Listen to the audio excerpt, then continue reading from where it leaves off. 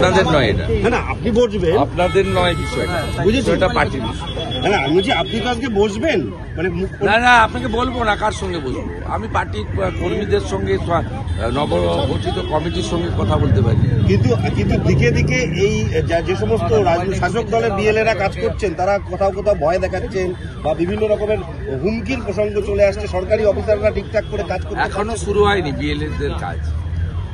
SIR যখন ঘোষণা হবে, আজকে বড় মিটিং আছে দিল্লিতে, সবাই জানেন, সিওদের নিয়ে, তখন এসআইআর এর গাইডলাইন বেরোবে, বিএলএ টুদের কাজ শুরু হবে, সেখানে হবে। এখানে তো সবাই আক্রান্ত হয়, এখানে ভারতীয় জনতা পার্টির সর্বভারতীয় সভাপতি জেপি নাড্ডা আক্রান্ত হয়, কেন্দ্রীয় মন্ত্রীরা আক্রান্ত হয়, এলওপির গাড়িতে পেট্রোল দেওয়া হয়, এবং সাথে সাথে এখানে কে আক্রান্ত হয় না? সিবিআই আক্রান্ত হয়েছে, ইডি আক্রান্ত হয়েছে, এনআইএ আক্রান্ত হয়েছে, ইনকাম ট্যাক্সের অফিসাররা আক্রান্ত হয়েছে, সেন্ট্রাল ফোর্স আক্রান্ত হয়েছে, পুলিশেররা কখনো টেবিলের তলায় ঢুকে কখনো শাটার নামায়।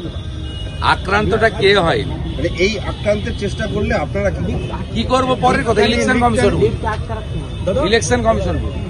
नेपाल का जो सिचुएशन है वो पश्चिम बंगाल और भारत को ऐसा सिचुएशन हो सकता है। इसके लिए हमारी एक्सटर्नल अफेयर्स मिनिस्ट्री है, हमारी एक्सटर्नल अफेयर्स मिनिस्टर है, प्राइम मिनिस्टर है, वो देख रहा है, इसमें हम लोग का टिप्पणी करने का कोई जरूरत नहीं है। নেপাল সীমান্তে পশ্চিমবঙ্গের যে জেলা রয়েছে, নেপাল সীমান্তে সেই সব জেলার মানুষের জন্য কি বলবেন? আমাদের ভারতবর্ষে খুব শক্তিশালী গণতান্ত্রিক একটি ব্যবস্থা আছে, পৃথিবীর সর্ববৃহৎ গণতান্ত্রিক ব্যবস্থা, এবং অত্যন্ত শক্তিশালী প্রধানমন্ত্রী আছেন যার জনপ্রিয়তা বিশ্বে 1 নম্বর, এবং জয়শঙ্করজির মতো একজন এমিনেন্ট অত্যন্ত দক্ষ পররাষ্ট্রমন্ত্রী আছে।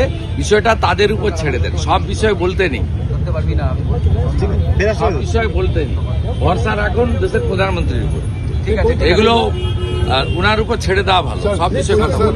नेपाल में जिस तरीके से जो करप्शन है उससे तो पश्चिम बंगाल में जा रहा है, तो इससे ज्यादा करप्शन है। देखिए हम लोग बाहरी देश के बारे में इस तरीके से टिप्पणी नहीं करते।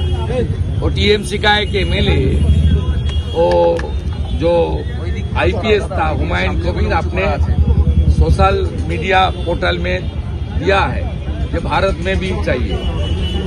ये लोग का मकसद देख लीजिए, हम लोग इतना घटिया बात नहीं बोलते। এসআইআর ঘোষণা কি সময়ের অপেক্ষা? এসআইআর ঘোষণা কি? এসআইআর তো নতুন নয়, 2002 হয়েছে, 2025 হবে।